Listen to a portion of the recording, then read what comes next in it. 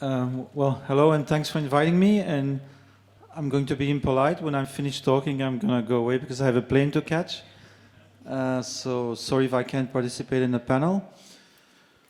What does it mean, peer-to-peer theorists? I'm not sure everybody knows what that means, and I'm not sure I know what that means. But here's what I do and what the P2P Foundation does. So I don't know if you heard this, but there was a report in 2011 called the Fair Use Economy Report in the United States that calculated that the economy based on shared resources was already 1/6 of GDP and employed 70 million people. And this was a report produced in 2011, so probably the figures were from 2009 or even earlier.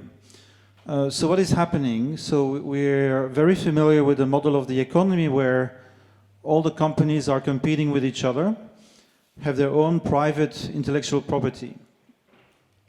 But what we see happening more and more is that companies, citizens, contribute to shared knowledge pools. Think about Wikipedia, which everybody knows. It displaced private encyclopedias. Think about Linux, which is an alternative operating system that IBM works with, and they pay 2,000 people to co-develop Linux with lots of other companies who do the same. And it allowed them to save 90% in infrastructural developments in their own private software. Think about Arduino. I don't know if you know that one.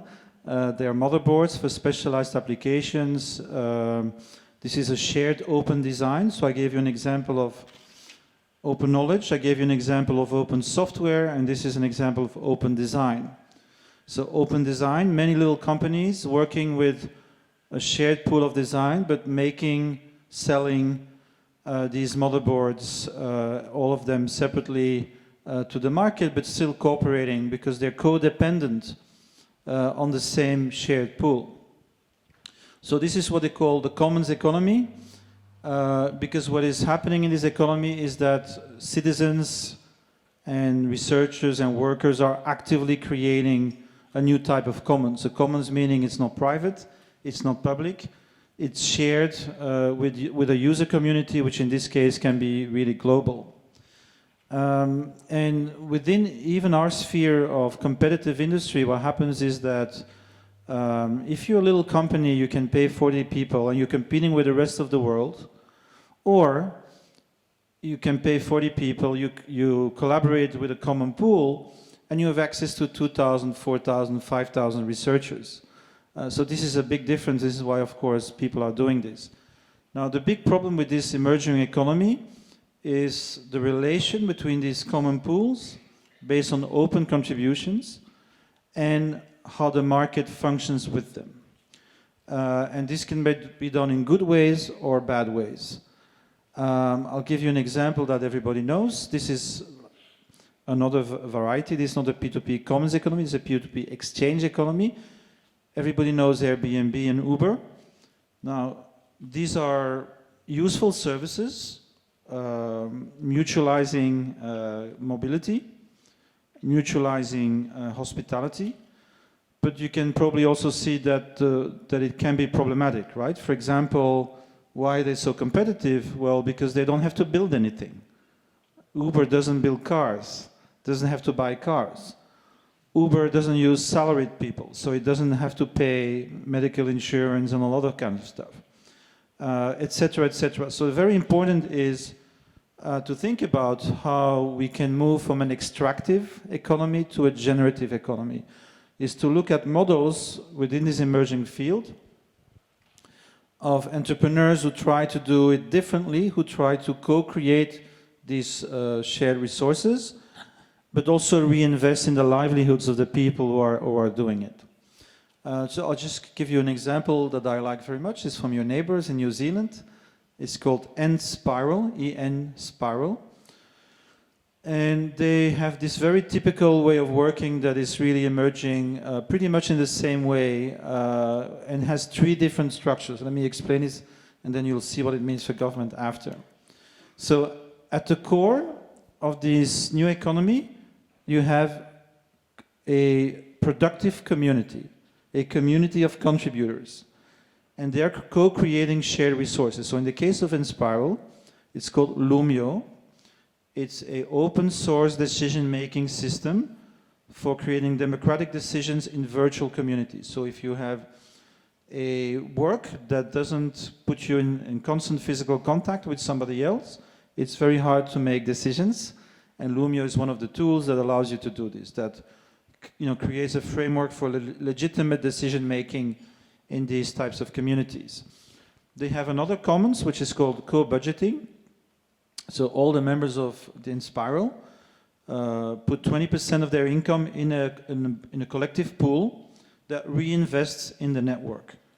So it's still their money. They put it in the bucket, if you like, and this software allows you to anyone within the network to say, I want to do this, I want to create an enterprise, I need so much money, and then your network peers can invest their part in this new venture. So it's a way of self-financing the expansion of that network.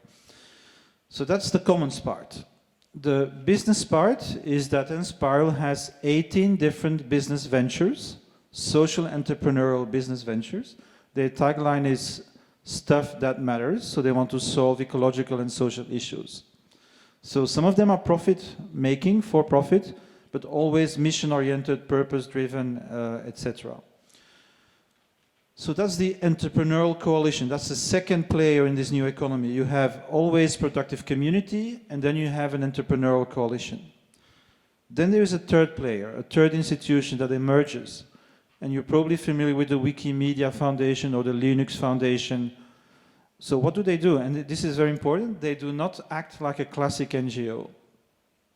So to explain this, a classic NGO has a scarcity-based way of thinking. You have a problem in the world, we will fundraise and direct resources to solve that problem. And it seems very logical. What if you think there's a problem in the world, we now have a technology, a global infrastructure for cooperation that allow people to contribute from their own decision to solving these issues, right? So the Inspiral Foundation, that's what they do. They create the conditions that allow all these entrepreneurs and citizens to continue to work together in the network solving these issues. So this is a pretty good model of what we would like to see in this emerging economy, a move from extractive business models to generative business models. To how can we co-create livelihoods for all the people who are co-creating these shared resources? And you see immediately that this is a problem. I'll give you another example, right? You have a neighborhood, poor neighborhood, young people, artists move there because it's good rent. They start doing all kinds of artistic and cultural things. Yuppies want to move in, gentrification, rents go up, and the people who actually co-created the value have to move out and seek some other. This happens all the time. The same can happen online. You have people contributing to the common resource, some people creating market activities around them and capturing the whole value from everybody's work. So this is called rent extraction. This is one of the big issues, and so we have to find good, equitable solutions that create businesses around these common pools. So this model is also a social model in which we consider citizens to be productive because they can contribute to the creation of these common resources, in which the economy can become an ethical economy because we create generative business models that co-create livelihoods and co-create these common resources. And then these associations that I just mentioned, which I call for-benefit associations, can actually become a new model for government. And I'll give you an example of how that works. So this is happening in Italy right now. Bologna, if you know Bologna, and Emilia-Romagna is the province, one of the richest provinces in Europe with the lowest unemployment rate. And this is not new. This is because they had 40% co-ops and 30% SMEs. And for 30, 40 years, the government has been creating networked forms of solidarity and support for all these industrial sectors. This model is now a bit being challenged by, for example, Chinese textile manufacturing who actually come to Italy and are undercutting, you know, these craft-based industries. It's still a richer region than the others, but it's having challenges.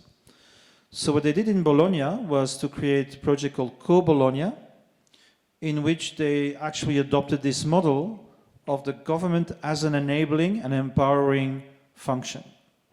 So this is based on a regulation that is called the Bologna Regulation for the care and the regeneration of the urban commons. I think they could have chosen a shorter title. And it really turns around the logic of government. And I think it's an interesting project and experiment. So what they do is they allow neighborhood collectives to formulate propositions to improve their neighborhood, their streets, their squares, etc. There is a review process, and then there is a negotiation between the city and the neighborhood collectives about how to make that possible. And it's not just money, it can be infrastructure, space, it can be technological infrastructures, it can be money, it can be different things. But you immediately see this is a different way of thinking about what government is, right? We call this a partner state approach or a partner city approach. We also use words like public civic, public social, public commons partnerships instead of public-private partnerships. And do you hear that noise? I don't know, it's not me. So it kind of turns around the logic because the citizens become the actors, active agents in policy making. Now, just to tell you how this went, in the first year, they accepted 30 projects. And when I was there, 3 minutes left, 100 projects in the pipeline. So Co-Bologna is now working with 4 labs, and these 4 labs in different domains prototype these kind of commons-oriented projects. And when it works, they just expand these projects. That's how they do it. And they call themselves City as a Commons. That's the name of that policy, right? So anyway, I'm really sorry that I have to go, but I hope you find it interesting. And it makes you think a bit differently about the role of government and the role of a city and a state in becoming an enabling, convening institution for individual and social self-organization and value creation. I think, and I'll finish with this. So if we want to avoid these big oligopolies dominating this new economy, I think the role of a city, for example, could be very important. Because you have here people, I don't know if you know this, but people here in Adelaide are making electric vehicles, open source electric vehicles, without any support, right? So there's a lot of initiatives. Actually, and this comes from Sharonid, who is standing there waiting for me to take me to the airport. If you look at Share and Save, there's so many initiatives that you can't see the map of the city. This is happening everywhere. There is actually a documented exponential rise of non-state and non-corporate initiatives. And the role that I think a city can play is to act as a convener. So if you want to transition to a sustainable state, zero carbon, then I think one of the things that could be done is to create multi-stakeholder platforms, bringing all the transition players together so that you can create ecosystemic effects. Check out the Open Food Network in Melbourne or the Food Resilience Network in Christchurch. This is done without the government, but to give you an idea of how such a sustainability empowerment platform or network could function and how this could be facilitated by the public sector. Really sorry that I have to go. Thank you for inviting me, and I hope to come back. And I'm planning to come back actually next October. So thank you.